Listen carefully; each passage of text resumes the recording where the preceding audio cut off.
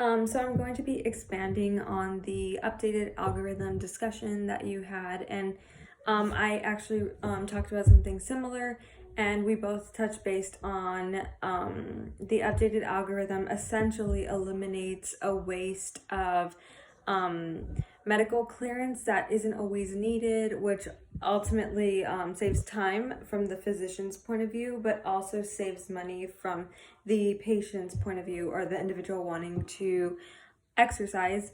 So while those are great reasons why we should eliminate things like the cardiovascular risk factors, I kind of wanted to touch base on the fact that they aren't needed in retrospect if you really look at the statistics. So I'm going to go based off a study from the National Library of Medicine, National Institution of Health, and it essentially states that 7 million Americans have high blood pressure, right?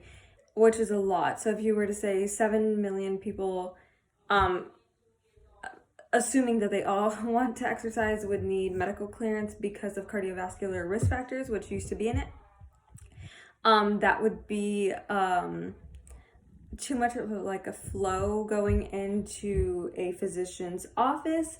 So 7 million Americans, but if you compare it to those who actually die of cardiovascular disease being part of exercise, it would be 600,000. Now that does sound like a lot, but if you look at the statistic and the percentage, it's actually less than 1%, being 0.9% of 7 million would fall under that category, which is why, or just like one example as to why cardiovascular risk factors were eliminated from the updated algorithm. And this article also goes on to compare the algorithm with the PARQ, essentially saying like that the only difference between that one is that it focuses on things like bone issues.